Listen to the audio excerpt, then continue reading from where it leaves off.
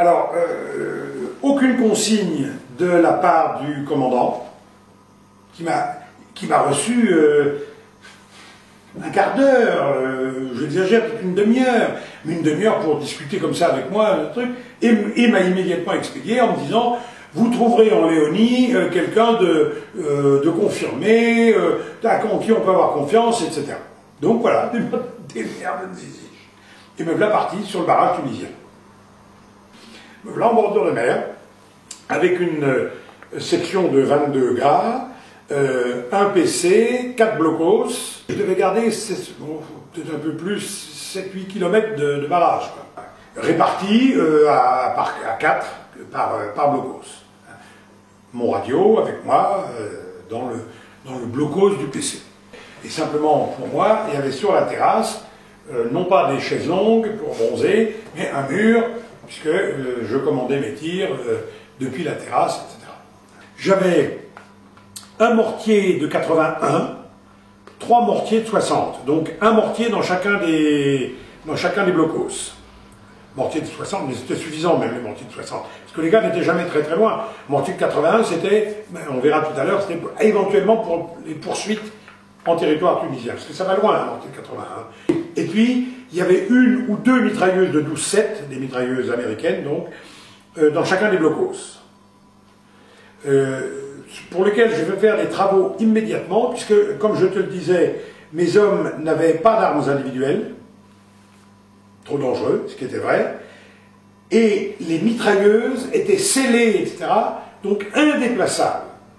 Or, j'ai eu au cours d'un harcèlement l'impression, je pense que ce n'était qu'une impression, qu'un certain nombre de gars étaient passés et nous contournaient. Et si ça avait été vrai, si ça avait été le cas, on était mais comme des cons. J'avais ma carabine US, moi. C'est-à-dire la seule arme. Et les mitrailleuses, que dalle. Scellées pour pouvoir... Alors, évidemment, ça t'assure le tir. Le tir est plus... Et donc, j'ai fait mettre des boulons avec des pattes vis, je me souviens, parce qu'ils avaient d'abord... Ils étaient venus, ils avaient décellé et boulonné. Je me dis, mais attendez, c'est pareil. Mettez-moi des... Moi, j'y connais rien, mais je sais... ce que j'appelle, tu vois, des papillons, c'est ça. Ah, tu veux des papillons? Oui, je veux des papillons pour que mes gars... Alors, pour que ça tienne quand on va tirer, mais si, exceptionnellement, on a besoin que mes gars puissent se déviser quand même, pas ah merde, où est, pendant le harcèlement, où est le truc pour... non, qu'on est avec les doigts, ah oui, c'est pas con. Ah oui, non, c'est pas con, non, c'est pas... Les troupes françaises avaient réussi à exiler les combattants algériens en Tunisie ou au Maroc. Les deux pays qui soutenaient, qui étaient devenus indépendants, et qui soutenaient, bien entendu, le FLN. Et les troupes, c'est pour ça d'ailleurs qu'on avait bâti ce réseau électrifié, à mon avis extrêmement efficace, presque suréquipé, mais bon, très bien, c'était la guerre. Hein.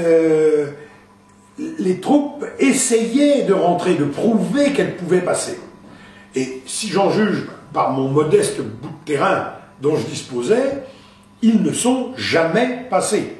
Il y en a peut-être un ou deux qui ont réussi à passer, un ou deux, pas, je dis pas même pas une ou deux sections ou deux katibas, sûrement pas des katibas. On n'a jamais été harcelé d'ailleurs par des katibas. On a été harcelé par des sections, au mieux, par des groupes, par des petits groupes, quoi. Mais peut-être un ou deux sont-ils passés, mais un ou deux passés et se retrouver de côté français, entre guillemets, pour faire quoi? Même s'ils sont passés, ils n'ont pas dû pouvoir faire grand-chose. Alors, il faut savoir que ce barrage électrifié était remarquablement conçu, mais c'est un truc qui devait faire 2,50 m à 3 m de haut, électrifié, hein, des barbelés électrifiés, avec, donc, qui montaient droit, avec de chaque côté des barbelés électrifiés et tout, aussi, pour empêcher les gars de grimper après, des parsemés de mines. Ça ne se franchissait pas comme ça. Les gars venaient même avec ce qu'on appelait des bangalores, c'est des tubes chargés de dynamite qui poussaient comme ça dans le réseau. Donc ils faisaient sauter le réseau, mais on était prévenus à la seconde où ça se passait. Il y avait des électriciens qui décelaient immédiatement. Ce qui était, en fait, techniquement, on ne se rendait pas compte, vachement performant pour l'époque, les années 60, enfin la fin des années 50. les gars étaient capables de te dire barrage esquinté au point kilométrique 42,6. Bon. On avait des tirs pré-réglés, par 50 mètres, et des tirs qu'on appelait super réglés pour les endroits classiques où ils venaient. On avait un endroit d'où un petit oued, où il y avait un petit oued à sec qui venait se jeter en principe dans un plus grand qui faisait le barrage, etc. Donc on savait qu'ils allaient arriver par là, et c'est donc là qu'ils allaient faire sauter. Enfin, on avait un certain nombre de trucs pré-réglés, etc. Donc on tirait immédiatement. Qu'est-ce que j'avais, moi? Quel était l'équipement dont je disposais? Curieusement, on n'avait aucune arme individuelle, sauf moi. Ben non, parce que le danger c'était que, ayant des armes individuelles, il se passe des choses pour les soldats, tu vois, qui se flinguent, ou que en s'engueulant et tout.